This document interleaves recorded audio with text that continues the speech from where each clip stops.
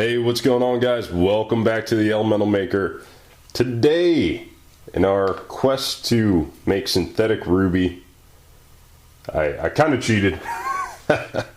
So I went out and I bought, women who sandblast their face, microdermabrasion, aluminum oxide crystals. Now, these are super high purity aluminum oxide crystals. As you guys saw in our last video, the aluminum oxide we tried producing ourselves had a pinkish hue. I think there was some iron contamination, definitely some sodium contamination. Wasn't quite the right stuff for us to actually make synthetic ruby.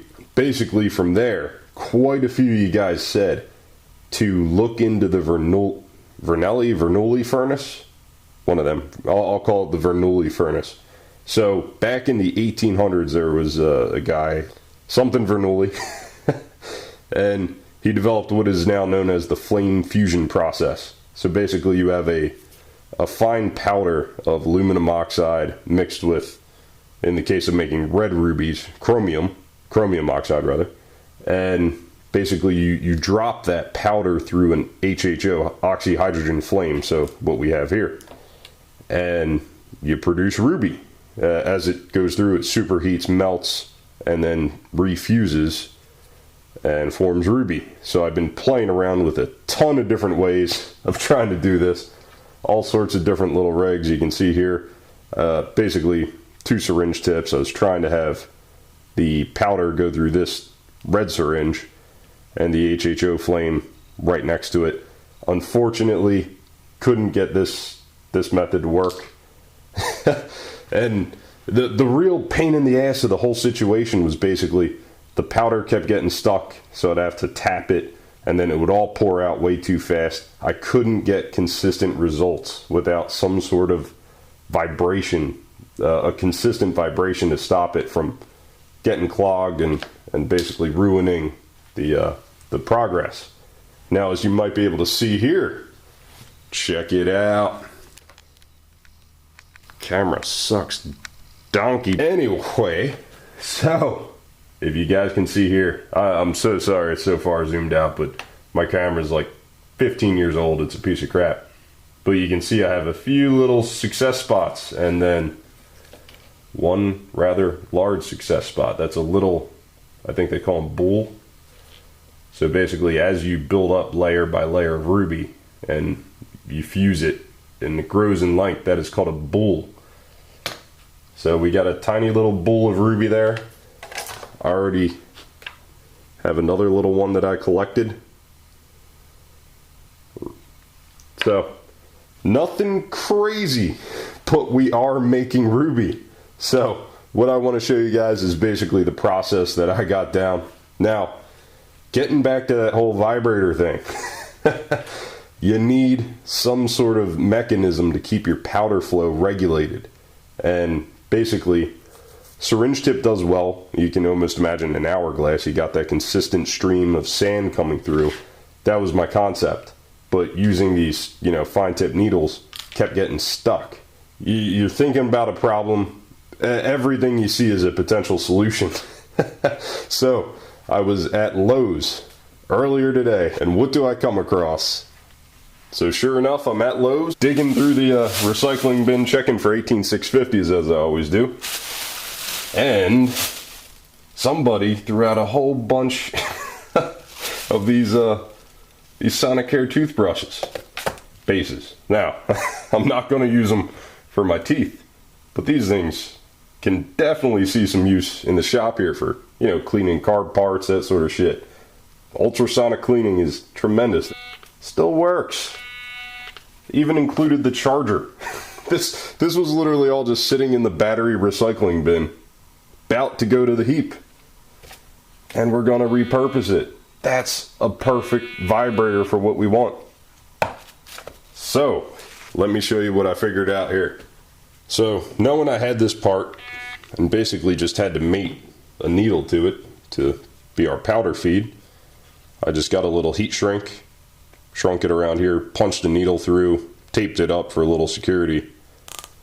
It slides right on there. Perfect fit. It's, doesn't have to be welded or anything, just regular agitation to keep the powder flow. And I'm sure there's much more elegant solutions than this, but it works. And it's dead simple. I can't get over this. Yeah, I'm making ruby with freaking toothbrush and a little HHO torch that I built for, you know, 40 bucks. So let's get to making a ruby real quick.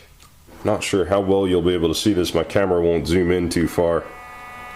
But you can see this is just emitting a tiny little dispersion of powder.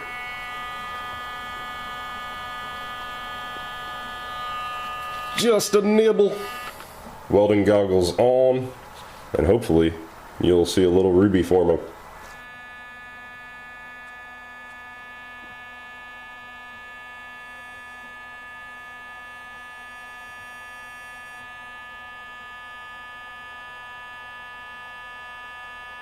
Oh, we're growing a ruby. Son of a bitch. My toothbrush ran out of batteries. But we got a fucking ruby. A big one too. I think the biggest I've made yet. And should be turning pink as it cools down. We got the ruby. Don't know how well you guys can see it, but that is the little ruby we just grew. Here's my penis for compare. Oh wait, no. We got a damn ruby. That is freaking awesome.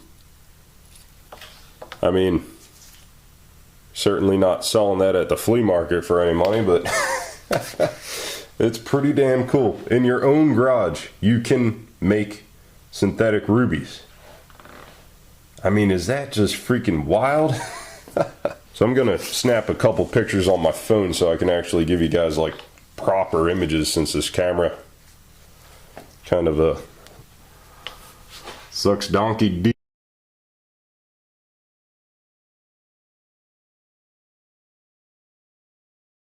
I was hoping to have something a lot bigger than this, but you know, you get what you're born with.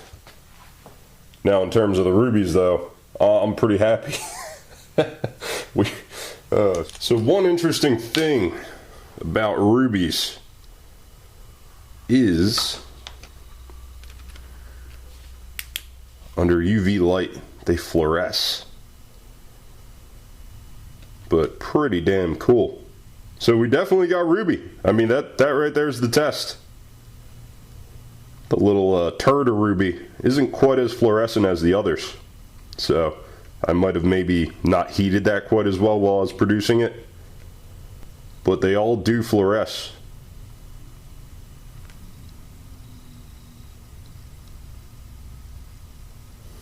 We're in epilepsy mode, boys.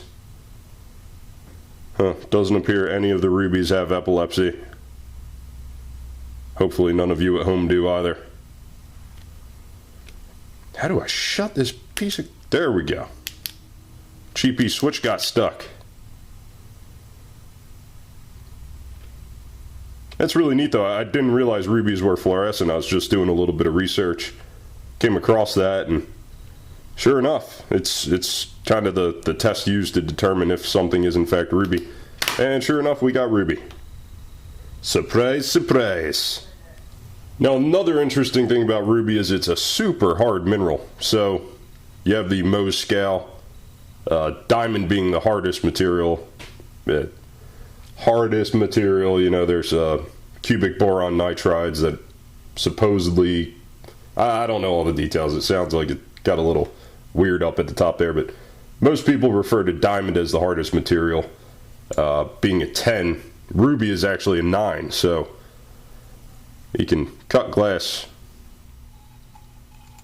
Yeah, it cuts the glass, scratches at least, no problem.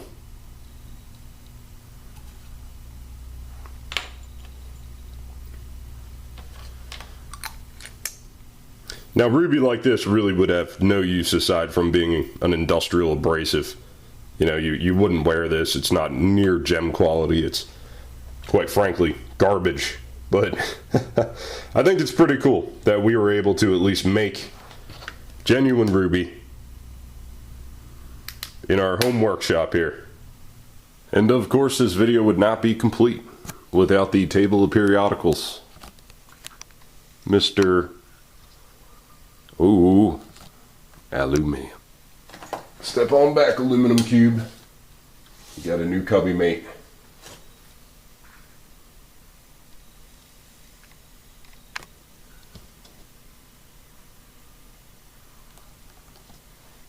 It looks like it fits in up there.